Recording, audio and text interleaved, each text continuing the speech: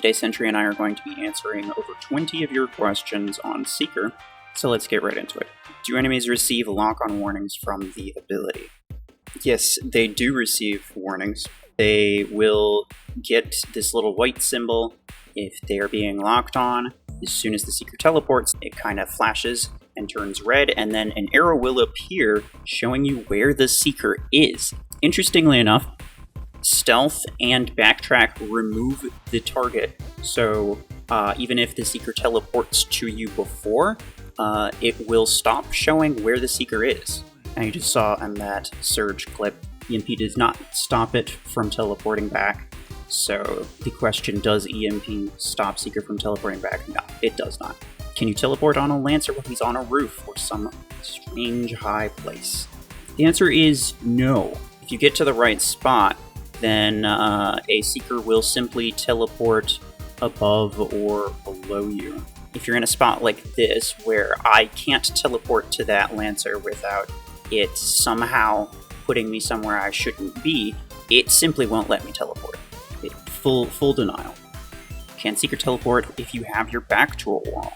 Yes, it can. If you have a thin barrier behind you, then it will actually teleport behind the barrier, so it won't even be able to shoot you immediately. With thicker barriers, then it will just teleport beside you. What happens if a Seeker teleports to you while your back is facing the edge of a map? So it will simply teleport beside you, like it does if you have a thick wall. What I think the game does is it looks for a spot on the ground to teleport, and then teleports to there. It will even teleport in front of the enemy if that's the only option.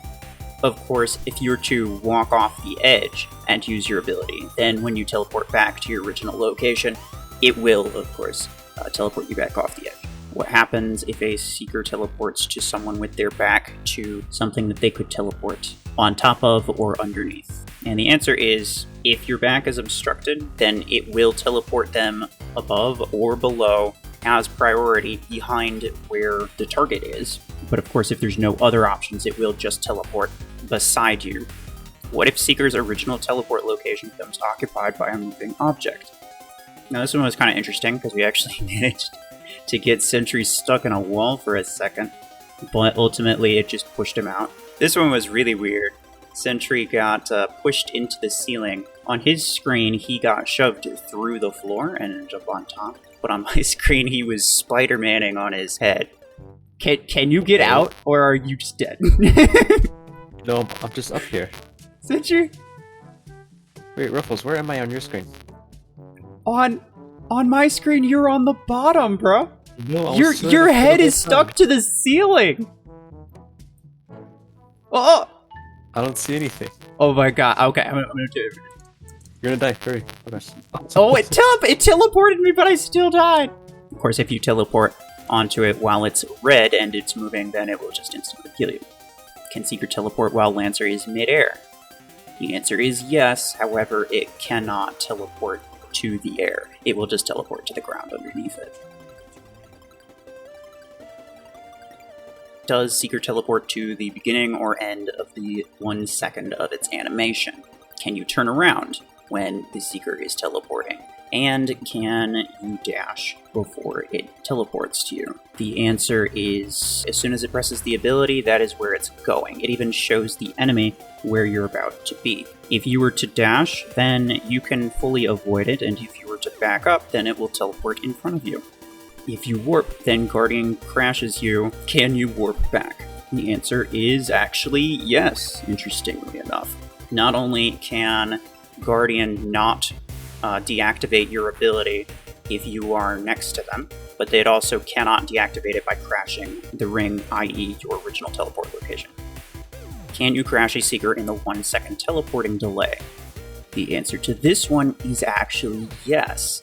You can't stop it from teleporting once again, but you will actually crash its weapons when it teleports to you. What happens when you backtrack while a Seeker is teleporting? The answer is you can't. A Seeker loses its teleport lock the moment a Redeemer starts to backtrack. What if two Seekers teleport at each other at the same time? It's pretty much what you'd expect. It's pretty hard to do, but it actually can happen. What if you teleport and get EMP'd? Does it return stunned, or does it wait until the stun runs out? Now, the same goes with EMP and with Hemlock Daze. It will return after its ability duration is up, regardless of what is happening to it. Interestingly enough, though, it seems that it will clear off a daze before it takes full effect, but only on the way back, not on the way to you. Can a Gatecrasher charge a Seeker before teleporting? Yes, is the answer, whether it be friendly or enemy. You can definitely stick a Seeker with an Ion Pod as well as with the new Pod Gun. Interestingly enough, it seems like you can damage a Seeker when it's teleporting to you, but it does not seem like you can damage it when it's teleporting back, which is interesting. Will a Seeker teleport inside or outside of Aegis' shield while it's active? The answer is, it really just depends on where the Aegis is. If you're more towards the middle of the dome, yeah, it'll teleport inside. If you put your back up against the wall of the dome, then it will teleport outside. This one's a bit more technical. It refers to a little-known fact about Brickhouse in that the boost applies to it for a second after you leave the radius. Can a Brickhouse boost you before you teleport, and then when you teleport you get the Brickhouse boost for a second? And the answer is actually yes. But as always, the Brickhouse boost replaces the boost from Seeker, as it does with other Brickhouses and with Stalker. Can Seeker dodge Orion and Hemlock's ability by teleporting? The answer is yes, but if you time it perfectly, you can actually get the Mark to do a full 180 and hit the Seeker anyway. Similarly, can Seeker outrun Helix, Javelin, etc.? And the answer is no. This will apply to Javelin Rack, it will apply to Helix Rack, and it will even apply to Disc Launcher. If you time it correctly, these weapons will do a full 180 and do whatever they need to do in order to hit the Seeker when it teleports to you. Interestingly enough, though, it seems to do reduced damage. This one's the question I had: can Implosion bypass teleport invulnerability? Which it looked like it did during one of my play sessions, and the answer was no, unfortunately not. If you fire Disruptor and teleport, will the damage of these projectiles be increased? The answer to that is actually yes. Another little known fact is that you don't have to boost the weapon when you fire it, you just have to boost it before it hits. So when you teleport, you gain the 30% damage bonus, which means any slow-moving projectile will actually deal increased damage if you teleport to anyone first.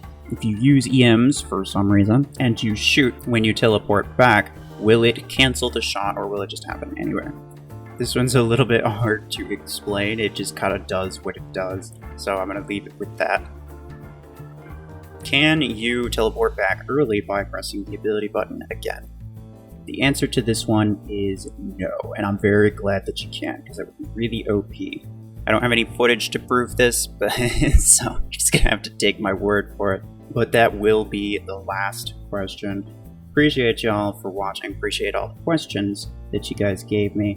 I appreciate Sentry for helping me record all of these. And yeah, with that, I'll see you out later.